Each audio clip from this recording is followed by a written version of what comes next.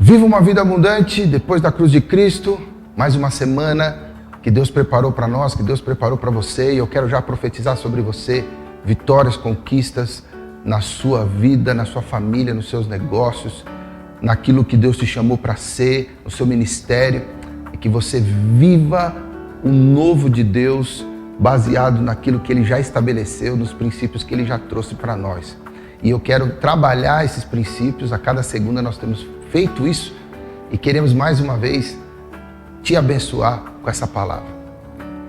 Quero falar hoje sobre um texto que está em Gálatas 6, que fala sobre não nos gloriarmos senão na cruz de Cristo, e que o mundo já foi crucificado e que eu estou crucificado para o mundo.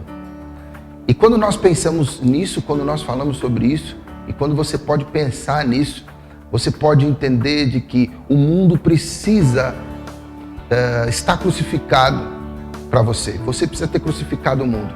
O mundo na Bíblia fala sobre... Ele tem três possibilidades de você ver essa palavra mundo na Bíblia. Primeiro, o universo, fala do cosmos, a palavra é cosmos. Ele fala sobre universo, ele fala sobre humanidade e ele também fala sobre um sistema. E quando Paulo fala aos Gálatas sobre esse sistema, nós começamos a entender que ele está dizendo o seguinte: eu não posso viver dois reinos, eu não posso ter um sistema que me governe que não seja o reino de Deus. Então, o sistema, nós devemos crucificar esse sistema. O sistema deve estar crucificado, ele deve justamente matar esse sistema. E quando pensamos no sistema, em governo, em como as coisas caminham, nós não podemos deixar de pensar em Babilônia, em Roma, em Egito e tudo como esse sistema traz. Se você parar para pensar um pouquinho, você vai pensar como que o sistema funciona, como o sistema desse mundo se coloca para nós. E Paulo diz que esse sistema, ele tem que estar longe. Nós devemos pegá-lo e colocá-lo na cruz de Cristo, que é onde as coisas morrem e nós podemos trazer à tona algo novo, que é justamente para trazer um governo novo. E enquanto o sistema do mundo tiver importância para nós, ele vai nos governar. Enquanto ele estiver vivo, ele vai governar a nossa vida. Ele vai governar as nossas emoções, ele vai governar os nossos sonhos. E você vai acabar vivendo justamente alimentado e alimentando um sistema. Quando nós vamos lá para 1 João 2, nós vemos que 1 João 2 fala assim: não ameis o mundo. E aquele que ama o mundo, o amor de Deus, o amor do Pai não está nele. Aí ele começa a falar sobre os desejos da carne, os desejos que até mesmo o sistema traz para nós. Se isso você crê no que a Bíblia coloca, nós já podemos ver que esse mundo já não pode ficar vivo para nós. E ao contrário, o mundo tem que ver que nós também já morremos para ele. Então quando Paulo diz, olha, eu crucifiquei o mundo e eu estou crucificado para o mundo, é que quando as pessoas olham para o Paulo, não vê mais o Saulo, mas vê o Paulo. O mundo deve nos ver como filhos de Deus. E isso veio na minha mente assim: antes da cruz eu era algo, depois da cruz eu sou algo totalmente diferente. Depois da cruz as coisas têm que ser diferentes.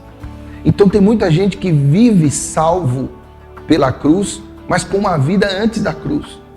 Antes da cruz, por quê? Porque a cruz já não faz mais parte da vida dela. Significa que eu não consigo mais renunciar meus desejos, algumas coisas que fazem parte até mesmo do meu passado, que me compõem hoje para quê? Para viver uma nova vida. E viver uma nova vida é viver uma vida que faz sentido não simplesmente para o mundo, mas faz sentido para Deus. Uma vida que quando Deus olha diz: esse é meu filho. Da mesma forma que Jesus ali, ele é batizado, ele passa por tudo que ele passou, Getsêmani, cruz, e Deus olha para ele e fala: esse é o meu filho. Aí você fala: mas Daniel, você quer que a gente sofra? Deixa eu contar uma coisa para você rapidinho. Tem muitas vezes que você vai entender que a felicidade é a pior doença que o homem pode ter. Porque tudo que satisfaz os nossos desejos nos deixam felizes. E você precisa entender que se tudo que satisfaz os nossos desejos, eles são bons para nós. Se isso que nós queremos realmente é algo que vai se conectar com o nosso futuro. Porque, por exemplo, se você parar para pensar, encher a cara é muito bom. Só que quantas bobagens você já fez ou você já viu pessoas fazendo com a cara cheia? A pessoa ficou feliz, a pessoa bebeu e fez o que ela queria. Mas e aí? Quantas pessoas tiveram justamente em outros relacionamentos, fora do seu relacionamento legítimo, para saciar um desejo, para saciar uma vontade e destruir o seu casamento, destruir a sua vida? E isso não tem a ver com a cruz de Cristo. A cruz de Cristo tem a ver com renúncia.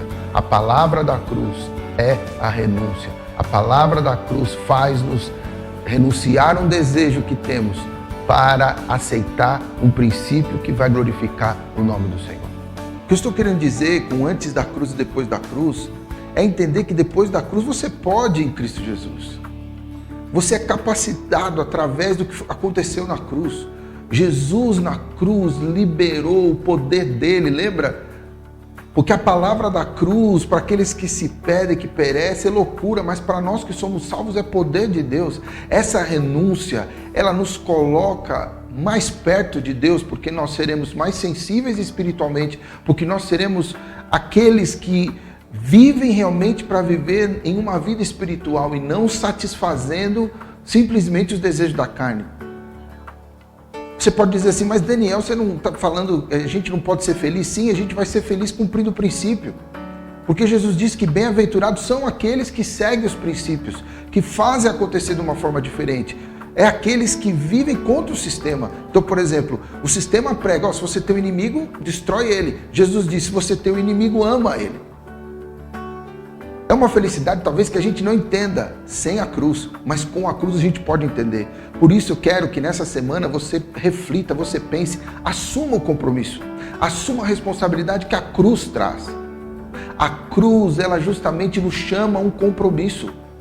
Antes da cruz eu podia viver de qualquer forma, mas depois da cruz eu tenho um compromisso com a cruz, eu tenho um compromisso com aquilo que aconteceu na cruz. Então vai lá, fale de Jesus, então vai lá, abra sua célula, então vai lá, abra o seu grupo pequeno, então vai lá, fale daquilo que Deus tem feito na sua vida, seja a resposta de Deus e não simplesmente viva com desculpas, porque a cruz removeu todas as nossas desculpas. O que nós não podíamos antes, agora nós podemos. Por isso, eu quero que você, nessa semana, viva uma vida realmente de escolha da cruz. Viva uma vida realmente depois da cruz. Não como se você estivesse vivendo antes do que a cruz pôde prover para você. Porque agora você tem uma vida, ou pelo menos a possibilidade de viver uma vida abundante em todas as áreas. Porque a cruz de Cristo, ela é real. E quando eu crucifico o mundo nela e eu estou crucificado para o mundo, na cruz, eu vivo realmente os milagres sobrenaturais que Deus tem preparado para mim. Vivo uma vida abundante depois da cruz de Cristo.